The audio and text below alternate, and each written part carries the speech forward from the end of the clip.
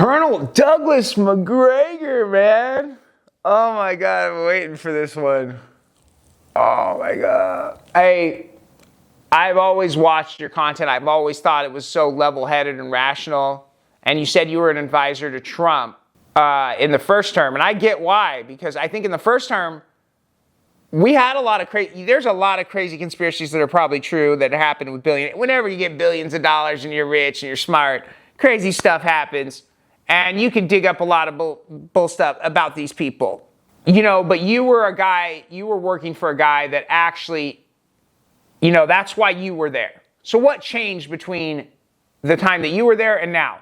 Well, he wanted to get back into power just for his legacy, but when he went to go get back, they were like, whoa, whoa, whoa. Things have completely changed, Donald. There's one company running everything now. And it has a few other companies that are like it, below it, but there's one that's running everything. We let this company train a model on this data Edward Snowden was talking about, and they run it all now. It's all them. That's what they told Donald. So that's why you're not in there and you're not his advisor anymore. That's why you're sitting there scratching your head like, none of this stuff makes any sense. Like, you and the rest of America, dude. That's what's going on. I see your commentary. I watch so much. You with Judge Napolitano.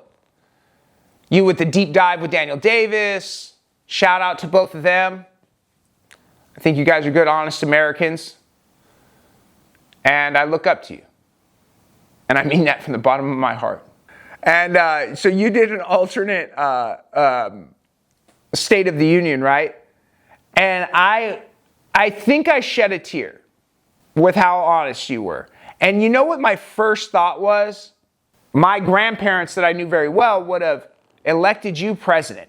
If the current state of the thing, and they were my age, and they seen you do that, and this was currently going on, you would have been president. It would have been like, boom. But I will say one thing, that you brought a good point, like just an overview. I believe you were talking, I forget who you were having an interview with, but you were like, we've got a criminality problem in this country. Huge criminality problem.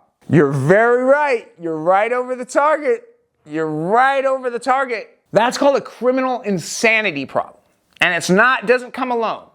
It comes with drugs. It comes with trauma. It comes with sexual deviancy. It's the myriad of the issues. That's why we can't let our kids go out to play without watching. What caused the greatest generation, even though a lot of their marriages stayed together, to have kids that couldn't keep their marriages together? Obviously, it's because the TV came out. Soon as we put a distraction device on the wall, everybody started getting tuned into that thing. This is the tree of knowledge. This is what they told us not to do. We're trying to get too smart. We're trying to get smarter than the simulation. All right, Douglas, man, I look up to you. Thank you for your service. You go on a lot of different podcasts. If I can get a shout out or support, I'm just a guy over here that knows how to reinstall operating systems on criminally insane and drug addict people and cure our children. That's it. That's all I am. But the drug's illegal to do it. Of course. You know what kind of clown world we live in, dude. Of course it's illegal, right? That's all I got to say to you, Douglas. I look up to you. It makes me happy to know that there's still people like you trying to do what's right. And I watch your content and I try to absorb some of your good American energy. You know what I mean? Because I'm trying to heal myself, if you can't tell. So I invite you to watch the rest of my content and maybe give me a shout out, or hopefully I can count on your support.